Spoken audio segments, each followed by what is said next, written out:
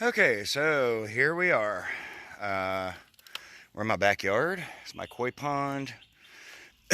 Here's my old pump, and it looks to be a pump from, I don't know, hot tub or something like that. It's got a one-way check valve, and this is not a self-priming pump. But anyway, my koi pond's in pretty bad shape. Being essential is not fun. You work extra hours, you don't have time for this, and you're not getting extra money to get the stuff done you need to be done. Because you get overtime and then they take it in taxes. So, anyway, we have the inlet line there, one-way check valve, pre-filter, then it goes through and it's connected to a little half-inch water line. It goes back and drops at the bottom. Sorry about the mess back here. I've got it all tore apart so I could get to everything. But down inside there's some screening for particle filters. And then it runs around and up, and the outlet's up there, making a nice little waterfall for my pond. This pump shot, and it's a very expensive pump. So what I did was I went to Tractor Supply and bought me some plumbing line, a 1-horse 80-gallon per minute 1-inch outlet pump that I'm going to replace all this with. And the pre-filter, I'm thinking, take me a 5-gallon bucket, drill a bajillion holes in it, and set it down in there, run the 1-inch inlet line down into it, which I'm not going to glue it because I'll probably have to take it apart and clean it out a couple of times.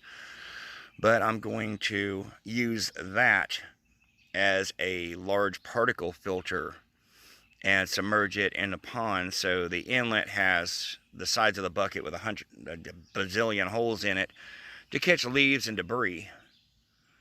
And you know, that should help quite a bit with keeping the impeller on the new pump ready.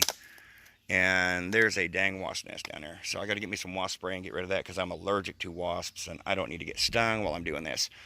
Anyway, I'm going to get rid of that wasp nest down there and take my Sawzall and rip all this out and then start from square one, scratch, and we'll see how it goes.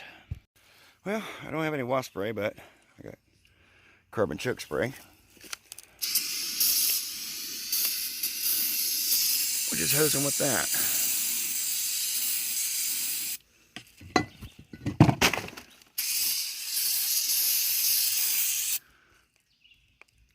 And he's toast. I guess he just started making a nest. He didn't actually have one established. The wasps breathe through their skin, so any kind of a chemical you put on their skin will drop them instantly. Okay, that's solved. Now let's start ripping into this. Well, I got the original setup set ripped out. And there's the inlet. Goes up to the basket filter into the pump. Then this is the outlet.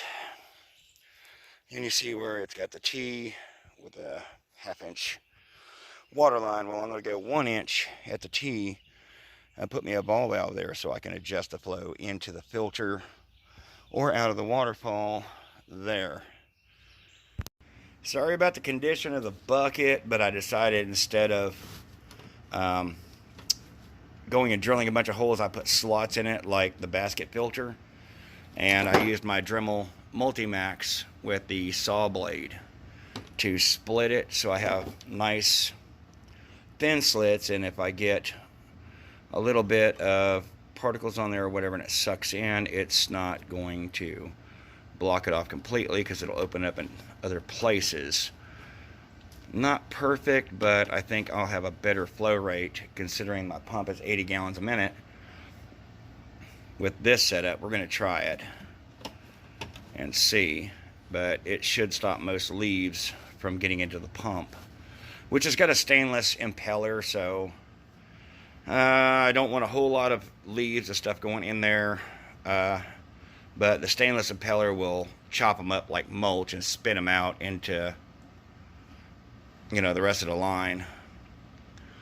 But we'll see how this works, and of course I need to knock the pink paint off of that.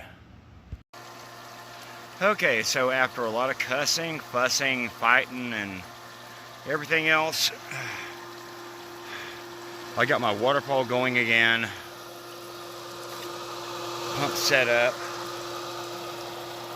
I got my bypass for the filter set up. The line rolling up there. And the waterfall going again. That was a chore. But now, it's going again. Thank goodness. Anyway, you see my fish out there, they're happy. Water's getting aerated. Water's getting filtered again. Pond's going again. We'll see y'all later. Bye.